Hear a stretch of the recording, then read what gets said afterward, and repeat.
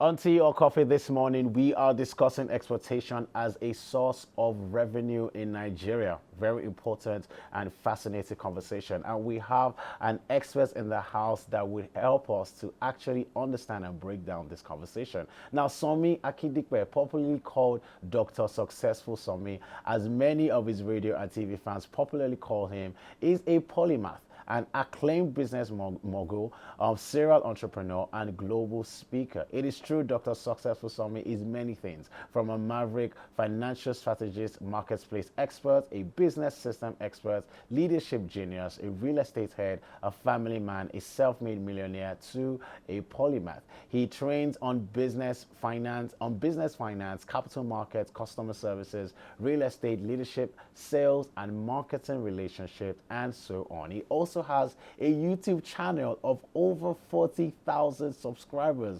Good morning, Dr. Yeah, good morning. Sorry, how are you doing? I'm great. Yeah, I know that, a lot of people have been enjoying you on High Impact Radio 102.1 FM this morning, but we had to bring you on to High Impact TV. Thank you for inviting me. Thank you very much for coming. Now, this topic of conversation is a very important one. Correct. One that, at this point is very crucial that we have.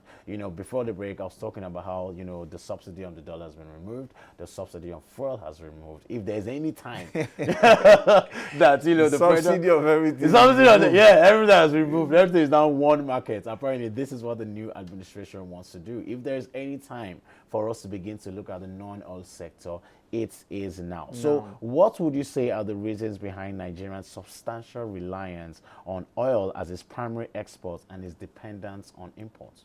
Now, I want to start by saying thank you for inviting me once again.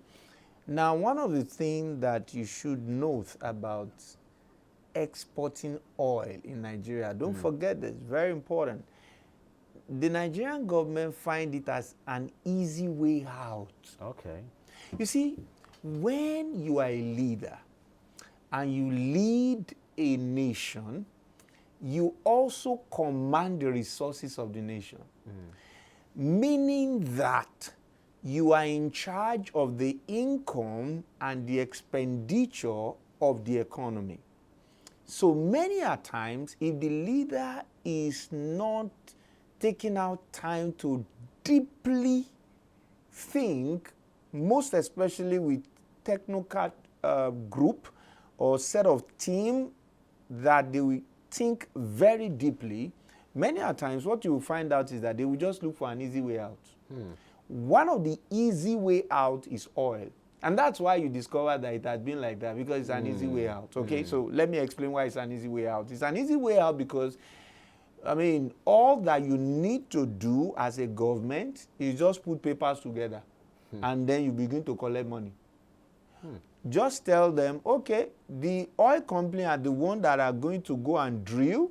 They are going to go and check, okay, is there oil in that place? Is there oil in that place? They will find the oil. They will check the quantity. They will get back to you. They begin to bring out the oil. And then they begin to pay you for what they have started bringing out from your land. The only thing you have to do is sign paper with them. That's all. So you don't really have to do any. So it's an easy way out for any government. Sounds like a lazy way out. You understand? So that's why. And when this government come and say, maybe we are making money and this is what we have to do. Let's just continue this way. So you want to ignore all the, when it comes to agric, you have to plant, you have to provide fertilizer, you have to Process is longer.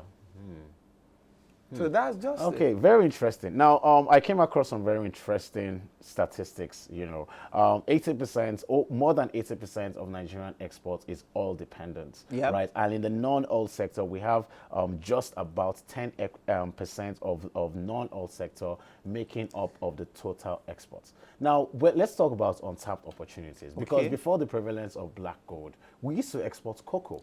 Correct. So how is it that I want you to highlight some more untapped opportunities in our economy today. Cocoa is still one of the best untapped opportunity. Do you know that if you pick up any newspaper as we speak right now, any newspaper in Nigeria that has a report and stats on cocoa and other agri-produce, you will discover that the price of cocoa is even bigger and much more than crude oil. Interesting.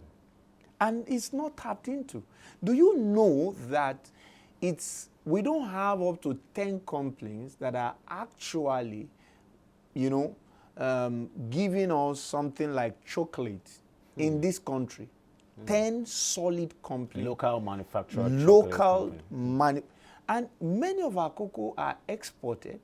Even cashew nuts. Do you know that I did this research myself? For you to see a solid standard cashew nut. I mean, I traveled to a number of countries. I discovered that many of these countries even have what they call honey cashew, which when you compare the production and the finishing, fantastic. And this country does not have cashew. They have to take it from us. And we don't have that produce. Wow. So there are many. I have a book at home where I have this research that is done about 7 out of 774 local governments, over 700 local governments, all of them have nothing less than 5 agri-produce. Wow. Wow. In this Nigeria. I mean, I can give you, there was a day I brought the book to the radio and I would ask people, tell me your village and I'll tell you what is there. Interesting. 700 out of 744. Wow. So Nigeria is such a blessed place, and we need to maximize it. So if you look at cocoa, it's a great one. If you look at cashew, it's a great one. If you look at charcoal, it's a great one. There are many produce that are there that Nigeria is not tapping into. I mean, so many. Wow. Wow. So many. 700 out of 7, almost 7 plus. That's a big canvas. Do you know that our Ofada rice, our Abakaliki rice, is better than many of the rice that we import? Can you imagine? People are saying, oh, open the border, open the border. If they open the border, it's just like you are taking shaft and you are eating it. The one we have here is solid. And many people used to complain about, it used to have stone. All we need to work on is the stoning machine. You see the wonders that Lagos State government was able to perform with Kebbi State government. Just now, let's take a look at this.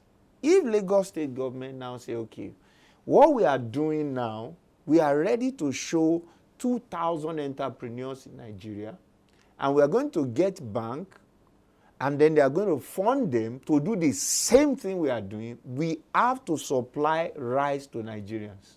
Imagine. I mean, that would be a massive infrastructure. That would be massive. That would be a massive infrastructure. In fact, I used to say that, okay, even if you don't want to do that, why don't you let us do it this way? Why don't we have a public-private partnership where the government will set up that infrastructure, and then we can have people come from their farm A, you bring your rice, you use the machine, and then you pay for using of the machine and your packaging. You don't need to have the machine. You just come there, they process your own rice for you, you package it, the packaging machine, everything is there. They branded your bag, everything. You brand your own, you take it away. The next person comes with his own rice from his own farm. He goes through the machine. They just pay the government for using the machine. That's all. And then they sell to the market.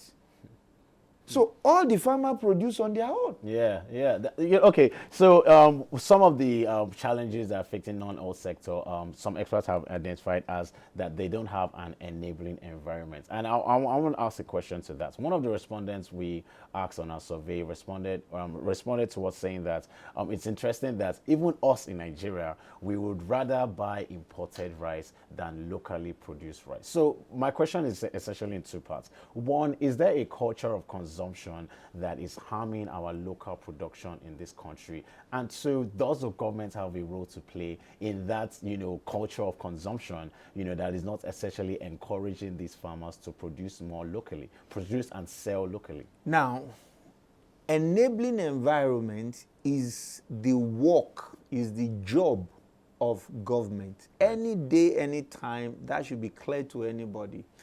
If the government fails to provide an enabling environment, businesses will find it hard to create opportunity, most especially employment opportunity and products. Right. Now, enabling environment is so key. That's all that government needs to do. That's all they need to do. And they don't even need to do it per se. They just need to bring out policies. And once they bring out the policies, they don't even need to enforce the policies. It will work on its own. It will work on its own. Now, on the other side, if the government if they create an enabling environment, different individuals will come up and set up businesses. The moment individuals begin to set up businesses, you will discover that it will naturally attract foreign investors. Because every business person wants to make profit. At the end of You look at it that, okay, this place is, in fact, everything boils down to the enabling environment. Naturally. If we don't have the enabling environment, businesses cannot thrive. It will affect consumption. It will have. Why are people buying the rice that is less valuable than our rice? Our own locally produced It's rice. just because those producers have an enabling environment that helps them to package. Right. That is it. Interesting. People generally buy paparazzi, Right. most especially in Lagos. If you want to sell in Lagos, add some bit of paparazzi. Yeah. you Just are marketing done. and packaging. Marketing, packaging, you are done. Interesting. So, if we package our good product very well, we'll get buyers. Yeah. Yeah. We have we have about 196 nations in the world. Only about 15 of them have over 100 million population. Nigeria is one of them.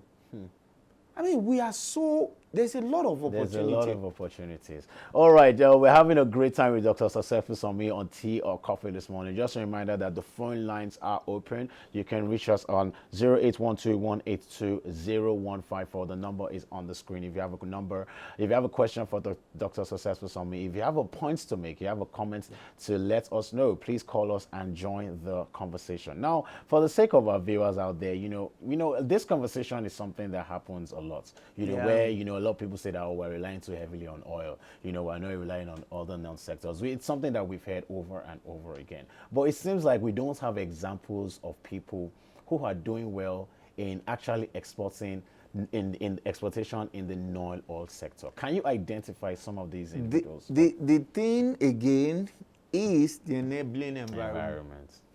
It all boils down to the enabling infrastructure. See, there are people that export. I was following the story of two entrepreneurs. Right. One exported Ofada rice. And when the Ofada rice got to US, they had to destroy the whole thing because it wasn't packaged well. There are exporters that will export yam. The yam will get spoiled on the way because we do not have that enabling environment. Now, if you are going to export orange, the same thing. So, but let's take a look at it. Do you know that Saudi Arabia, what we call our banana here is what they use as their plantain. Many nations don't have plantain. Yeah, I came across that somewhere. We are so blessed. All we just need is, government, can you just help us? Put a structure in place that can help us to export. If as government now, I go to other nations and I say, my people want to export this product to you. Can we have an agreement? And then they bring out the rules and regulations of trade. And then I come back to my nation as a government and I say, the farmers in this sector, this is the rule and regulation. This is what you have to do. And this is how I'm going to collect my export duties and charge you taxes. Am I not going to make money as a government? Actually. That is all I need to do. That's already a source of revenue generation. That is just all that is needed because all these products we are talking about, we have association for them. Rice Association of Nigeria, Cowpea Association of Nigeria, Beans Association of Nigeria. They all exist. It's not, so the people have put in a lot. I think government needs to,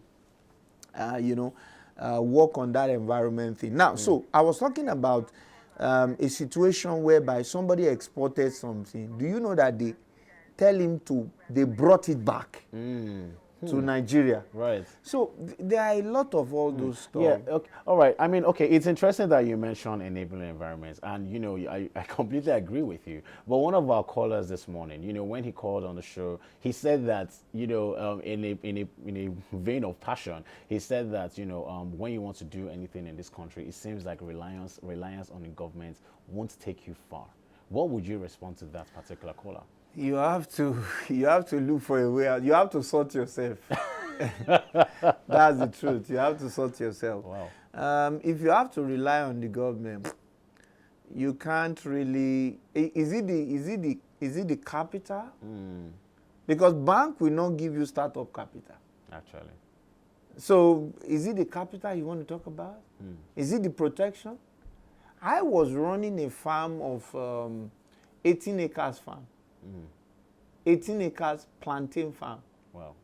And these elders will come into farm. What are you going to do? Are you going to start fighting? Government is the one that can solve that problem. Actually, because that's a security concern. That is way outside your, Now, I have my plantain. I want to harvest, and cow has eaten my plantain. What am I going to do? But then so I have to close down the farm. But they introduce things like, ban on open grazing. Would that somehow support you? Talking about, policies that are supposed to create an enabling environment. See, some of these things, as of last week, I was speaking with somebody. In fact, the voice message is still here. Yeah. They have their project somewhere in Ekiti State. While they are working in the farm, they kidnap them. Wow. They are asking them for 300 million. I still have the voice record. Wow. I mean, if I have that kind of environment, will I ever want to go back to farm? Because there's, yeah. So the issue is that many people, many times, want to do something, but each time you have to rely on government. You have to look away. So many people are now shifting away from the core farming. They are now shifting to adding value. Okay, so instead of me to now do the plantain farm, I now say, okay, let me be making plantain chips. Yeah. I'll buy the plantain from you guys. And then convert it to something else. Yeah, add value, and then we are good to go. Right. Okay, now what advice would you give to entrepreneurs or existing businesses looking to venture into the export market for the first time? Now, it's as you have rightly put, the infrastructure is not particularly there, but there are still opportunities within this sector. So how would you advise them? Now, I would suggest that anybody looking at that space should think of, how they can add value to agri-produce. That's going to go a long way to help. Right. Adding value like, okay, I have yam. This yam that I have, what can I add to it that is going to, can I convert it to yam powder and then package it, export it? Things like that, you can sell them on platforms like Amazon. Right. Okay, so you can sell them internationally on different platforms like that. There are platforms online where you can go and list what you can easily source. And then there is a platform online, fatbq.com. You can sell timbers there. So, there are places like that. You can just add value to whatever is the agri-produce, and then you sell. I have to say that I just have to give you your flowers on the show this morning. Like, one thing I particularly like, about, for instance, the Money Magnet on 102.1 FM is actually how you find these digital opportunities and you relate them to the traditional, sectors. I think it's quite fantastic. Dr. Successful Sanmi, thank you very much for joining us. Thank you for having me.